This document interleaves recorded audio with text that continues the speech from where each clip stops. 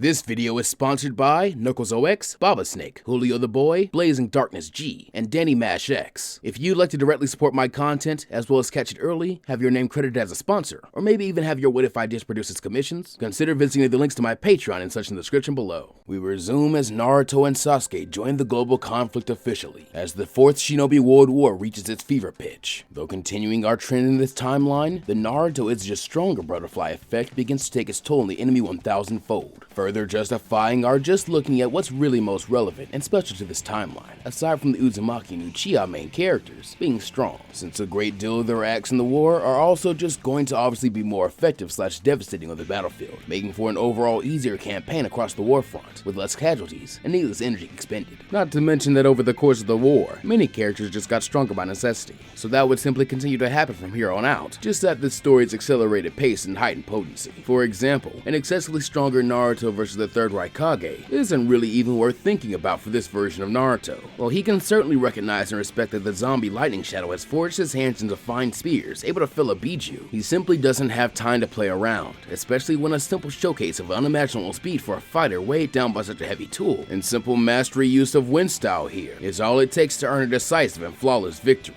achieved without a Rasengan ever being conjured. The same would go for the other resurrected Kage, while things like Naruto's encounter with Edo Itachi and Nagato would likely also end relatively the same, but overall, quicker and further than a hero's favor, due to Naruto now scaling far closer to, if not far higher than where Minato or Hashirama would have been by this point in their ninja careers. Meaning even in this matchup that originally gave even KCM Naruto so much trouble, things can go ideally enough here in this timeline that Edo Nagato is able to regain control of his own willpower early with the help of Naruto, then proceeding to join him and Killer Bee on their advance to the main battlefield, further accelerating the nine-tailed Jinchuriki Toad Sage Swordsman's rampage and ruination of the villain's plans, as his Band of the Fox makes an uproarious debut in the conflict, by then next going on to decimate the Edo Tensei Jinchuriki combat unit, led by Toby, with Naruto really only hesitating long enough to recognize and examine the techniques and bearing of Yagura Karatachi. But other than that, subduing six-tailed beasts single-handedly is a boring task for him now. Similarly, the Sasuke and Edo Itachi vs Sage Mode Kabuto fight ends sooner because Sasuke's own power, visual prowess, kenjutsu, and precision have been sharpened by years of wanting to move beyond being pestered by this irritating and hard-to-kill Demon of the Mist-inspired version of Naruto, and all the others who keep getting in the way of his avenging the Uchiha. Even with the False Dragon Sage's amassed power, there really is only so much he can do against the Uchiha duo, both making use of the Mangekyo abilities. And with this version of Sasuke, now beyond strong enough to take the lead and truly live up to Kuroma's claims that he is the second coming of Madara, if not something more monstrous altogether, as with his access to the Kusanagi blades, the Kiba swords, Sasuke's own thrown weapons of Bukijutsu, and his dizzying amount of variations to the Chidori blade techniques and Inferno-style flame control, not to mention now incorporating adaptation copied from the encounter with Killer Bee. Kabuto is actually subdued by Sasuke simply being a stronger shinobi than he is, with the ability to end, or rather leave what remains of his life a very painful existence, just as he did to Danzo Shimura. Thus, the dragon surrenders and yields his loyalty back to Sasuke, especially when he reveals his intentions to revive Orochimaru, subsequently wiping the rest of the enemy Edo Tensei off the board, before then having a far easier time holding his own both in the meeting with the former Hokage and their own attempt to test his dark power. And so from here, we should lock in on the main and most interesting changes. Because Zabuza stayed with Kakashi's 3rd Division as a captain, resting for the night after their intense battle with the Edo Tensei swordsman, in the morning, they push forward, confronting more armies of White Zetsu, until they are eventually met by a Naruto clone who helps boost their strength and win the subsequent battle so easily that Kakashi, Guy, and Zabuza feel like they'd be best used finding and supporting the real Naruto. Therefore, when the Jinchuriki sword fighters group reach their destination, the 3 Master Jonin are there to meet them, making it an even more powerful front. The sight of Kakashi fighting alongside a Mist Shinobi after they kidnapped and endangered Rin angers Obito, making him more sloppy than usual, as he seems to target Zabuza often, though his Kamui still prevents him from being hurt, even if his attacks become predictable. Still, the extra hands and heroic shinobi in the fight offers a chance for radical change, especially with Zabuza's weapons and techniques, like the hiding and mist jutsu for instance will be extremely useful here, as it would not just be used for taking cover or hiding with a cunning action before attempting a lethal sneak attack. No, instead, Zabuza can cut a bit deeper and use the technique to mismark his target, and like a true hunter then, track the minute air displacements caused by Obito's Kamui and evasive maneuvers. With their extra power and this cheat code combined with Kakashi's eyes, they analyze Obito's invulnerability in record time, and proceed to counterattack far more quickly than in canon while testing Kakashi's Kamui theory, as Zabuza and Naruto are able to land the first serious blow on Obito, with Samehada gorging itself on the high Hashirama and Zetsu cells, as well as the delicious chakra they provide, which is quite debilitating for Obito while trying to maintain a Rinnegan in Mount Gekyo. It is at this moment that, like in canon, Edo Tensei ends abruptly, taking with it both friend and foe alike, who had been raised with the dead, forcing Obito to try and revive the Ten Tails prematurely, with the immediate objective of the fight switching to him defending the Geto statue from the heroes, as the fallen Uchiha is pushed back further to retreat into the Kami dimension in much worse physical shape than in canon, and just before his one-on-one with this stronger version of Kakashi, who would quickly defeat him and uncover his identity. Zabuza would also be present at the final stand with the alliance against Obito, Madara, and Ten Tails, as even with a stronger sword-wielding Naruto and many other characters with that same kind of buff, they cannot completely prevent the formation of the Ten Tails, or its Jinchuriki, as even the defeated and destroyed Geto statue can always be offered slightly procured partial pieces of Kurama and Yuki's chakra in some form or fashion, finally completing the goal of the Akatsuki and forming the greatest beast of them all, which increases the enemy forces 1,000-fold in kind, thanks to spitting out an army of Hellspawn.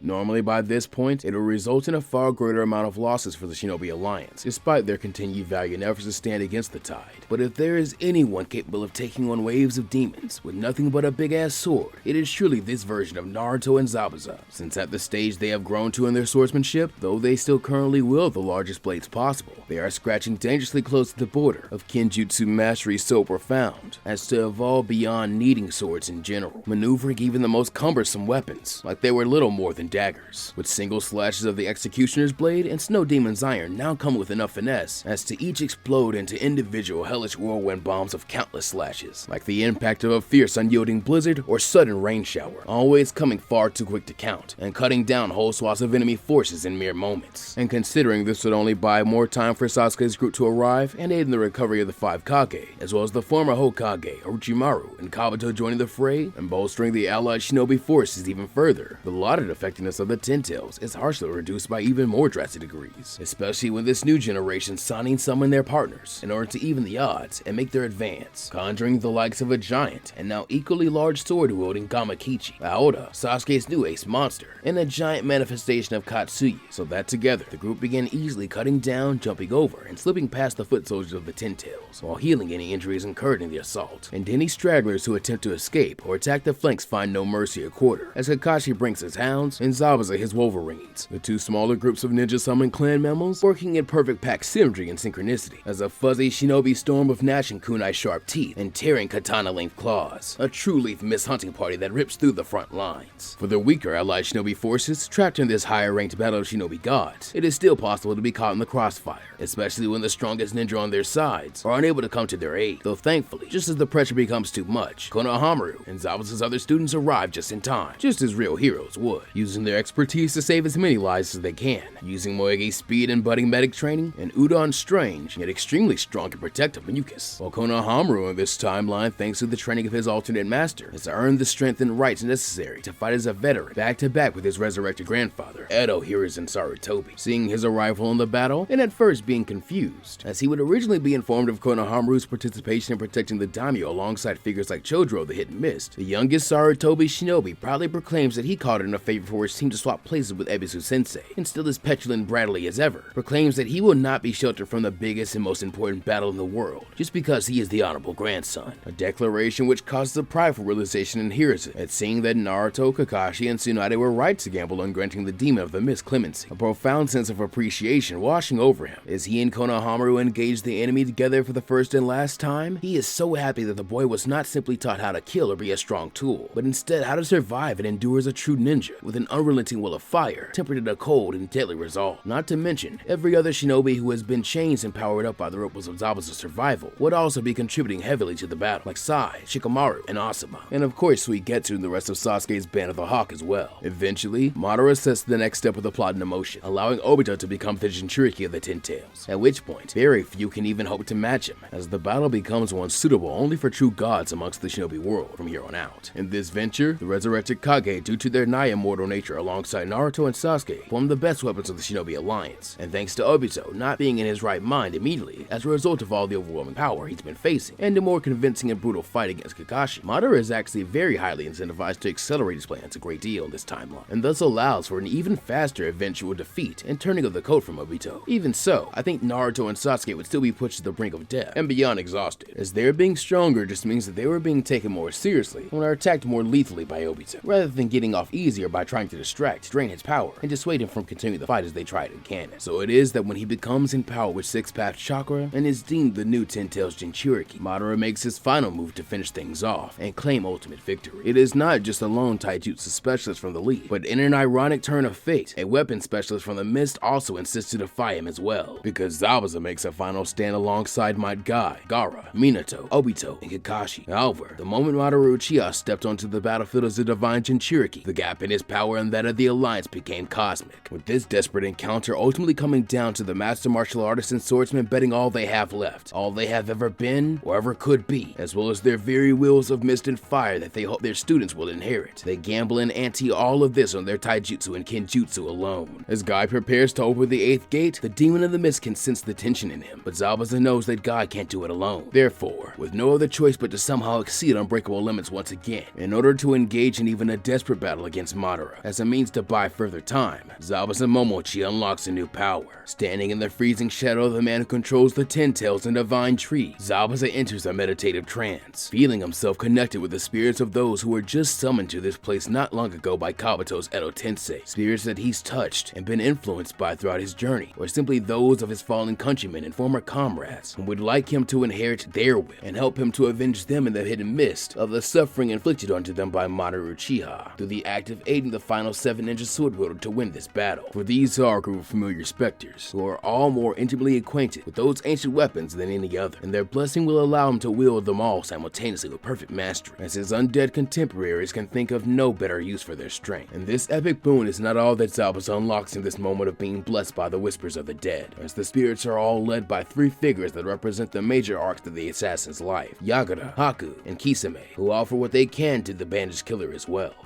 I'm glad we can meet again for a short time. I never got to thank you for trying to stop me when I was a little more than a puppy trapped in a genjutsu. He used me to rot our home, to commit genocide. I have but one final request before I rest in hell, Momochi. Uphold the will of the mist once again, and strike that man's head from his shoulders. Yeah, it's do or die time, kid. Run wild. Let's show him what a real tailless demon beast can do. You said you'd stick to the true path of a swordsman until the end, and I want to see it. Zabuza, father, this will be the last time I can ever lend you my strength in service of your ambitions. Please don't die. And so it is that as the Blade Warden has these short moments of closure, with each meaningful representative of the various areas of his story, they all begin to channel their chakra and life force into Zabuza temporarily, much like Kakashi and Obito will accomplish before the world's end, as dictated by the canon. In this instance, instead of creating one of the strongest dual-wielded Sharingan users in the series, it results in unlocking what will be dubbed Ice Oni mode, as Zabuza is imbued with the strength, knowledge, technique, and instincts of the previous 7 ninja sword masters, including Kisame Hoshigaki, as well as a portion of the power of the 3 Tails Jinchuriki and fallen 4th Mizukage, Yagura Karatachi, all held and bound together by the chilling ice release power and deep love of Hakuyuki. Zabuza then snaps back to reality as a dense spiritual aura of chakra erupts around him. This isn't just a spectral manifestation of the demon of the mist, like he could manifest at the height of his power in the canon story. It is that very demon itself finally conjured from the coldest and cruelest pits of hell. The alpha final boss of the story truly appears in his top form to challenge the Omega final boss, a long-awaited contest to determine who was the true ultimate antagonist of Naruto. With so much energy and chakra forced into one being with so much pressure, there must be a sort of cooling factor for Zabuza to survive this transformation he has undergone, much like the literal burning blood of Guy's passion does for his final form. Thus, standing beside the hidden least beautifully youthful red beast is the hidden mist ferociously violent blue demon, as they declare that Madara shall not pass and have his way with the ninja world any further. Having received it back from the copy ninja, Zabuza once again wields his very blood and soul, the Kubarikiri Bochu in one hand, while in the other, he still has the Samehara in as tight a grip as he can manage. Because while the fully sentient blade doesn't like the cold, it absolutely does love the taste of Jinchuriki, and Zabuza once released the shark skin into a frenzy, as he can clearly feel it for the last time ever, invigorated with the very souls and potent chakra of Kisame Hoshigaki and Fuiguki Suikazan, as the great sword master charges in at equal speeds with God, even though he is for the very first time dual-wielding 2 weapons of the same humongous and encumbering size, because in this state, the strength, dexterity, and finesse necessary to do so is child's play for the demon. As Guy opens up with an 8 gates and power dynamic entry, Zabuza performs a world-shaking cross-slash-helmet splitter, with the insane mass of his weapons further weighed down by the burden of every life the blood mist stole, a fitting opening salvo to examine if Madara can carry it half as well. As he is assaulted by these deceptively large attacks on both sides, Madara has no choice but to block or avoid one, while being forced to endure the full brunt of the other, with his sensory abilities warning incessantly that either will be exceedingly painful. And this very hesitation results in the almighty Uchiha being hit with both techniques and forced to slowly recover, showing proof that he can indeed be stopped. However, even so, it is already clear that these opening assaults take a heavy physical toll, as while we obviously are well acquainted with the backlash and cost of utilizing all 8 gates, the cost of the lone Zabuza has taken on is equally as unreasonable in response to an unreasonably powerful foe. As the Ice Oni mode progresses, the body temperature of its user not meant to wield the power of Hyoton will gradually decrease, causing debilitating frostbite and eventually certain death. As each second that passes by in the battle, Zabuza's skin and hair turn a bit more porcelain white, as more and more ice begins to crawl further up his face and arms. His breathing now only produces a cold haze, though soon it will produce actual snow on the battlefield. But Madara is mistaken to only worry about this opening attack, as it presently is a mere fraction of what his new foes can do. With Guy next beginning to perform the morning peacock, Zabuza shows his newly acquired proficiency with the 7 ninja swords, endeavoring to elevate the use of each to live up to the weapon's very spirits and those that entrusted them to him, suddenly summoning the Mist Helmet Splitter and Sewing Needle. Zabuza intends to make sure that Madara will be still this time, as he suddenly invents techniques that pop into his head constantly from the whispers of Kushimaru Kurirare and Jinin Nakabino from beyond the grave. His dead comrades then offer him free advice, like threading the needle through the ribcage gaps in Madara's empowered Susanoo armor, and attempting to stitch his shadow to the ground like a cruel executioner, as well as reminding that there is no defense in the world that cannot be shattered, as long as he swings with all he has using that hammer and axe. Because next, the Ice Oni simultaneously performs a Demon's Thread infinite stitching, rapid fire thrusting Nuibari, and threading wire through the target's pressure points, physically pinning them to the dimensional fabric itself, along with the weapon. Then comes the Demon's Crushing Tide, earth-shaking impact, as the axe of Kabuto Wari hits to create a fracture. The hammer follows up with a pulse of Yakuda's coral palm chakra, shattering even Susanoo-level defenses, and leaving Madara all the more vulnerable to the duel's attacks, despite the backlash the fight is putting on them. But wanting to capitalize as he regenerates from the damage once again, Madara begins to deploy his truth-seeking orbs. But with the help of their remaining Edo Tensei allies and the former Hokage, and our hero's ability to evade these, as well as slow them down with the cold cast by Zabuza, they do not result in instant victory. Instead, Guide, Speed, and Daytime Tiger lead the distraction this time, and when Madara attempts to shoot the Strong Fist Master down with a Light Fang, Zabuza once again swings the Samehada through the air, and the scales expand to inhale the surrounding chakra, feeding it directly into Zabuza's Ice Oni state to expand the time further, thanks to the demon's gluttonous shark skin, Shroud Wave. Using this sudden amp in chakra and energy to attempt another Demon's Harvest, Bloodthirsty Executioner Whirlwind, which this time heeds Juzo Biwa's words to not just swing the fridge-sized tool, but to let the weight of the iron do the work, even if it damages the Kubikiri Bocha, also reminding him gleefully that if it does chip, defeated more Uchiha blood, and not to keep it thirsty. However, still, Madara is able to stand tall as the Ten Tails Jinchuriki, while his opponents are only flagging more and more, checking to see that the Red Beast still has at least 3 more techniques to combo with his partners. Guy and Zabuza continue to push on, just a little bit further and faster towards victory, as they next unleash a Sekizo and Glacial Stomp, with Zabuza taking advantage of the 5 cannons of air created by Guy's Strong Fist blows, which assault Madara, trapping him in high-pressure funnels of wind, at which point, the Sharp-Toothed Assassin unleashes one of his classic Grand Slam swings with the Shibuki, where upon the apex and sweet spot of the strike, the explosive tag scroll completely ignites inside of a quickly conjured hiding in the mist, using the moisture and erratically dense air pressure to expand the blast radius and potency tenfold, thanks to the Demon's Art of War, Scorched Mist Detonation. However, as Madara this time tries to shake off this combination with the Evening Elephant and Blast Sword, the Uchiha Jinchuriki begins to understand it now, where Guy challenges him as a martial artist, Zabuza challenges him as a weapon master. Their combined attacks are nearly enough to kill him at this point, especially with his stronger version of Guy having attacks like the Asakujaku that make it seem like when he throws a single punch, the blow is multiplied into an all-out pummeling of endless hands that would make even the likes of Hashirama Senju proud, while Zabuza can still do the same thing with single huge powerful swings of his various great swords, which all result in countless slashes, as if he has cut the very constant of time, just in order to contend with monsters such as Tobirama, Minato, or Gengetsu Honzuki, as now, even Madara's Limbo clones are proving it effective due to Zabuza's sensor killing intent. And they weren't done yet. They still weren't ready to stop, because performed at the 5th step of Sekizo, while the elephant pins the target down, a new technique for this timeline, the Twilight Tortoise, is executed, and ensures that they stay there by hardening the air. As Guy pulls his arms inward, condensing the massive aura of red steam into a vibrating, ultra-dense dome around his body, like a domain that will ensure his final attacks and Zabuza's will all surely hit their mark, as Madara is physically effectively entombed in a cage of fighting spirit and air pressure, formed and molded by sheer physical strength. This buys Zabuza time to attempt something audacious, with each of his real weapons already damaged or used in one way or another, and with him not actually having access to the Kippa or Hiramakare. His next best option is to create Stone Cold 7 Ninja Sword knockoffs out of pure ice-style chakra constructs, as next entering Gai's Tasugade Genbu with 2 superconductive ice rapiers. Zabuza begins an all-out assault, using his own twist at the lightning blade, along with the help of the genius swordswoman, Amayuri Ringo, enhancing their cage with electricity and the all-encompassing slowing effect of the cold, a result of the demon's frost, heaven's piercing fangs, which paralyzes Madara's senses, and while taking advantage of a piece of the helmet splitter's axe still lodged in Madara's chest while he is pinned down, Zabuza reshapes his ice-made Kiba into his ice-made twin sword, using the cold Hiramakare to shape itself into 2 massive twin hammers, and at the suggestion of Mangekyo Hozuki, Zabuza slams them together on the targeted axe to stake Madara to the ground with a scream of Demon's Duel Aurora, Frozen Comet Slam, creating a sub-zero point zone where all motion, including molecular regeneration, should stop completely, with Zabuza suddenly becoming overwhelmed by the backlash of maintaining his form, and the timer it is put on him alongside his friend. He disengages, leaving the battlefield clear for Guy to land his ultimate technique, as the Night Guy hits true, causing Madara to officially declare the bushy-browed ninja the greatest martial artist in history, as he is nearly pushed to the very brink himself. However, once more, the strongest ninja in history endures, even as Guy's life force burns out and leaves him a smoking, cracked husk, as the god next looks to the near completely frostbitten Zabuza, while his veins continue morphing into glaciers, which threatens to drive him insane from the various forces and excruciating pain he's endured to wield such power before he's actually killed. But even with various weapons impaled through his body like a pincushion, as what happened on the great Naruto bridge, Zabuza does not let this faze him, stating defiantly that old dusty farts like Madara have no place trying to mess around with the future of young shinobi like Naruto, Haku, and his kids. His convictions and rage, however, are now the only things keeping Zabuza's heart barely warm and beating. Surging forward to finish off his final obstacle, the Uchiha is surprised to have fallen for Zabuza swapping himself with a water clone, and even more so when the Momochi assassin uses the puddle and Yagura's aqua mirror jutsu to weaponize the reflection in it and create a water clone of Madara himself that negates his attack, at which point Zabuza reveals his true position in the mist, farther chaining this technique of a man who had once ordered his ward's death, all for Madara's will, with Haku's demonic crystal mirror jutsu, in order to attack from Madara's blind spot at light speed for the ultimate silent killing, the frozen demon's final slash, with the attempt getting extremely close to ending things by Madara's own admission, and how evidently close Zabuza gets to cutting his head off, using the deadly sneak attack directly after the Night Guy so nearly defeated him. However, the Red Beast, the greatest representation of the will of fire, may as well now be little more than a statue and some embers, while the Blue Demon's blood is frozen solid, a monument to the hidden mid's defiance and unyielding will of water.